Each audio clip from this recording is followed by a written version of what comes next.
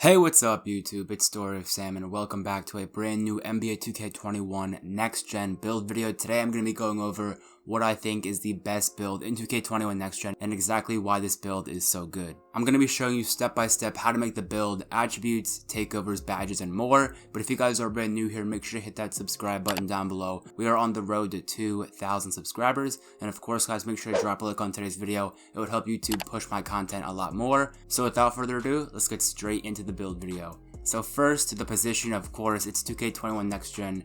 The position is going to be a power forward, pretty straightforward. Power forwards are the best builds, they get the most badges, they're just overall the most overpowered position builds in the game. Hand, of course, does not matter. I prefer to go right-handed on all my builds, but of course, jersey number does not matter at all. 13 is fine, but let's get on to building the actual player. So for the height, you want to go 6'7". If you guys have been playing 2K21 Next Gen, you know that 6'7" power forwards are the best way to go. They are the best builds in the game with the best height in the game, just so many badges and the best attributes overall. For the weight, I'm going to minimize the weight just because we want to be as quick as possible. This build can play center, this build can play guard, this build can literally do it all. And for the wingspan, we're going to max it out right here at 7'4", just because you get a lot better defense and finishing, so definitely max out the wingspan right here. And for the body shape, I'm going to go with defined right here, of course. It doesn't really matter, it's just simply a body shape. It doesn't actually affect the gameplay, but I'm going to go with defined for this video. Now let's get on to the actual attributes. So for the driving layup, I'm going to max out my driving layup right here. Driving dunk, I'm going to max it out as well. Standing dunk, I'm going to max it out. And now for the post control, I'm actually going to put it at a 44. So we get exactly 16 finishing badges right here. Don't go to 43, 44 is the perfect spot, so you do get 16 finishing badges. Moving on to shooting, you want to max out your mid-range shot, max out your three-point shot, and lastly for the free throw, we want to put it at a 72 so we can get exactly 20 shooting badges on this 6'7" power forward build right there. Free throw is a 72, we get 20 shooting badges. For the playmaking, I think the pass accuracy is best at 85. You don't really need anything higher than that. 85 is definitely going to do the trick for your pass accuracy, and then ball handling max out, and then speed with ball max out as well, so you have 25 playmaking badges. For the defensive stats, we're going to skip out on interior defense. Interior defense in this game does absolutely nothing. It's really bad. Definitely do not upgrade interior defense on your build. Perimeter defense, max it out. Steal, don't touch it. Block, max it out. For the offensive rebound, you want to put it at an 85 just because we get the best badge counts when our offensive rebounding is at an 85. And now for the defensive rebound, you want to put it at a 94. Not 95, but put it down one attribute from the max. And now for the speed, max it out right here. Acceleration, max that out of course. Vertical is going to stay the same, and we're going to put our stamina up to a 90 right there. So our build is maxed out right here at a 95 overall. And of course, all these attributes will go up +4 once you do hit 99 overall on this build. So in total, our badge count is 16 finishing badges, 20 shooting badges, 25 playmaking badges, and lastly 23 defensive badges. This build's definitely very, very good. You have tons and tons of badges.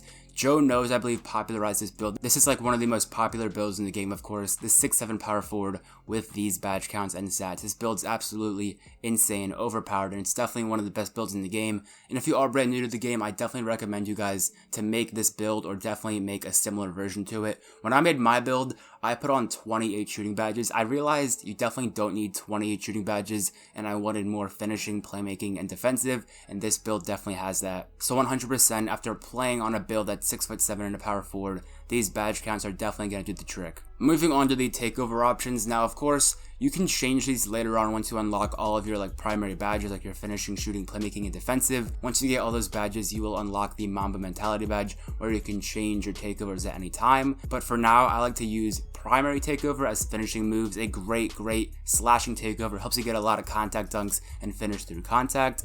And secondary, I like to go with spot up precision. It's definitely the best sharpshooting takeover option in the game. Limitless range might seem really good, but honestly, it's really not that amazing. You don't really need deep threes, Hall of Fame, or limitless range. Gold, deep threes, and spot up precision will be just fine. And of course, spot up precision doesn't just help spot up shots, it helps any standing shot. Like you can be dribbling around and then stop yourself and then shoot, and it'll still count as a spot up shot. I recommend finishing moves as your primary and spot up precision as your secondary takeover. It's all your preference, and you can change all this later on. I'm going to complete the build right here, and of course we have made the offensive threat build right here, shades of Pascal Siakam, John Collins, and Julius Randle. Make sure to stay tuned though, because I'm going to show you guys the best badges for your brand new offensive threat build. Okay guys, so for the finishing badges, I definitely recommend Posterizer Hall of Fame, a great finishing badge. Slithery Finisher, Lob City Finisher, and then lastly, Fearless Finisher right here. These four, in my opinion, are definitely the best finishing badges in NBA 2K21 Next Gen. Of course, Fearless Finisher, a brand new version of Relentless Finisher.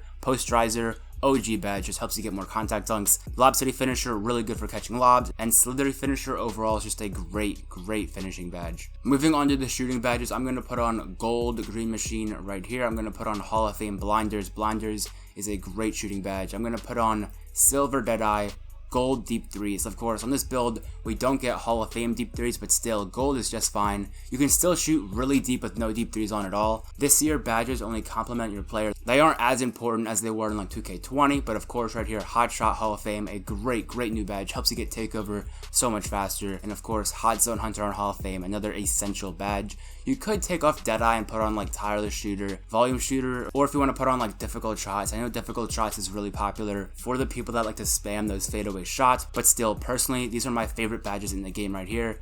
Tireless Shooter is also a great one, but I would still have Deadeye on over this one. But of course, make sure to choose badges that fit your playstyle. Moving on to the playmaking badges, I'm going to put on Hall of Fame Quick First Step, the best playmaking badge. Of course, Hall of Fame Handles for Days, Hall of Fame Dimer, I'm going to put on Floor General as well.